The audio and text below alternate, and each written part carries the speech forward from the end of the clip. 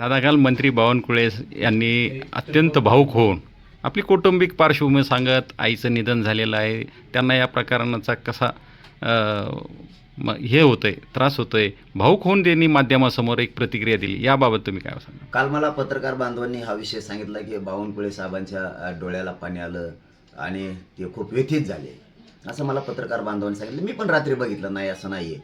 मी बघितलं, त्यांनी त्याच्यात त्यांच्या आई माऊलीचा उल्लेख केला, आईचा. बावनकुळे साहेब आणि पुढेही उल्लेख केला की मी मराठा समाजाच्या विरोधात नाही आहे, मी हे केलं नाही. बावनकुळे साहेब, मी तुम्हाला जाहीरपणाने सांगतो, मी माझ्या मराठा समाजावरती लय प्रेम करतो. माझ्या मराठा समाजाच्या विरोधात मराठा जरी आला तरी मी सोडत नाही, दुसऱ्याचा बी आला तरी मी सोडत नाही. तुम्ही इतकं रडकुंडीला आलात, मी काय असतं, मी गुडघे टेकायला लावतो.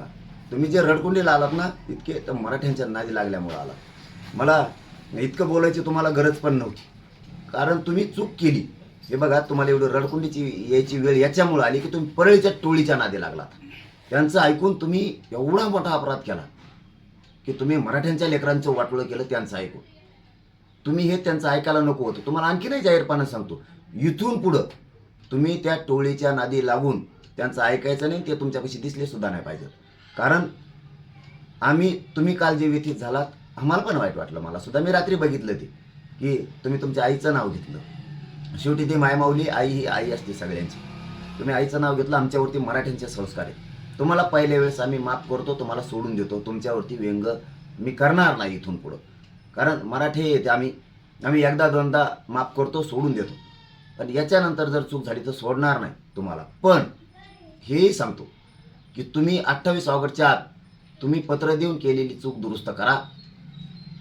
4ही प्रमाणपत्र आमचे तुम्ही राजकीय दबावापोटी शिरसाटणी तुम्ही रद्द केले, त्यालाही त्याच्याकडेही बघणार आहे, सोडणार नाही. पण तुम्हालाही जाहीरपणानं सांगतो की तुम्ही केलेले प्रमाणपत्र ते रद्द केलेले ते वैध करून पुन्हा द्या. आमचं काहीही म्हणणं नाही, काही हरकत नाही. पण 28 ऑगस्टच्या आत नसता बावनकुळे साहेब पुन्हा मी सोडणार नाही. मला सुद्धा मन आहे, मला सुद्धा भावना आहे. मी मराठ्यांचा आहे. आमचे राज्यातले मराठी, आमच्यावरती सगळ्यांवरती संस्कार आहेत. तुम्ही आमचं वाईट केलं म्हणून आम्ही तुमच्या मागं लागलो.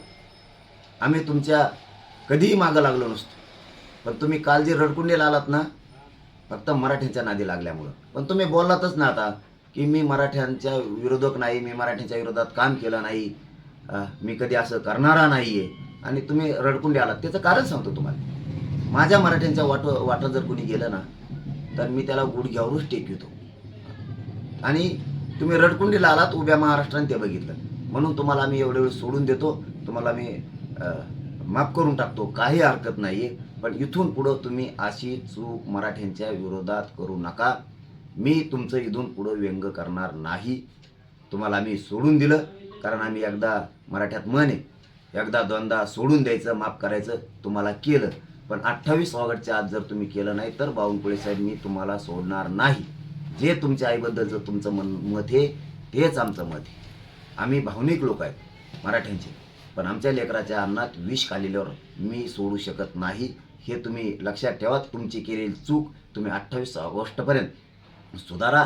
तुम्ही तुमच्या आई माऊलीचं नाव घेतलं आणि मराठा विरोधी नाही मी असं घेतलं, म्हणून आई माऊली हे माऊली येते. त्यामुळं तुम्हाला माझ्याकडून 100% आणि माझ्या मराठा समाजाकडून सुद्धा तुम्हाला आम्ही माफ केलं, सोडून दिलं. तुमचं इथून पुढं व्यंग करणार नाही. पण पुन्हा तेच सांगतो, इथून पुढं चूक मराठ्यांच्या विरोधात तुम्ही करू नका. ही माझी तुम्हाला आग्रह आहे. आणि तुम्ही आता इथून पुढं परळीच्या टोळीच्या नादी लागून कुठाने कसलेच करू नका आणि मराठ्यांच्या विरोधात जाऊ नका. पण 28 ऑगस्टच्या आत तुम्ही केलेली चूक तुम्ही सुधारा आणि ते प्रमाणपत्र सगळे द्या. काही म्हणणं नाही. इथून पुढं आम्ही तुम्हाला सोडून देऊ.